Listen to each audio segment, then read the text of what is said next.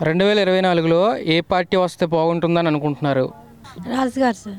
అంటే బాపట్లలో రాజుగారు వస్తే బాగుంటుంది అంటున్నారు. ఎందుకని?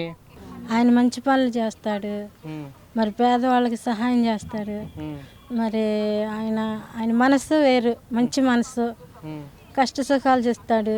ఉమ్, మరి మంచిగా హెల్ప్ చేస్తాడు కష్టంలో ఉన్న వారికి. ఉమ్, ఆయన మంచివాడు. ఉమ్. అది అయితే బాపట్లలో నరేంద్ర వర్మ గారు రావచ్చు అంటారు. రావచ్చు సార్. మరి కోన రఘుపతి గారు కూడా చేయట్లేదా? మరి ఆల్రెడీ అధికారంలో ఉన్నారు కదా అతను. అయ్యా మా అమ్మాయి బాగపోతే ఒక్క రూపాయి కూడా మాకు హెల్ప్ చేయలే ఆయన. మేము 2-3 సార్లు అడిగాం, మా పాపకు బాగాలేదు, మరి ఏదో కొంత సహాయం చేయండి సార్, బాగాలేదంటే మీరు రండి వస్తే చేస్తా అన్నాడే కానీ ఆయన మాగా ఏ సహాయం చేయలే. ఉమ్. అది అందుకనే 24లో నరేంద్ర వర్మ గారిని గెలిపించుకుందామని చూస్తున్నారు. అవునండి, ఉమ్, అదే రాజుగారిని గెలిపించుకోవాలని నా ఉద్దేశం. ఉమ్. అంతే. ఇటు చంద్రబాబు నాయుడు, అటు జగన్ ఉన్నారు. ఇద్దరిలో ఎవరు కావాలి మరి స్టేట్కి సీఎంగా?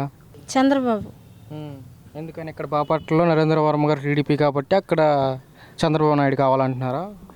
మాకు ఎవరైతే మంచి పని చేస్తారో, మా కష్టాలు ఆదరిస్తారో వాళ్ళే మాకు. చంద్రబాబు మరి మంచి పనులు చేస్తారా అది వచ్చిన తర్వాత? చేశారు, ఉమ్, అమ్మాయికి ఇచ్చారు 3,000 హెల్ప్ అతనికి ఉమ్, పార్టీ తరఫున. ఉమ్. మళ్ళీ ఇప్పుడు కూడా ఎంతకంత సహాయం చేస్తానన్నారు, అందుకని వచ్చా. అలా అయినా టీడీపీ రావాలనుకుంటున్నారు. అదే మంచి పనులు చేస్తున్నారు, రావాలని అనుకుంటున్నా. ఓకే.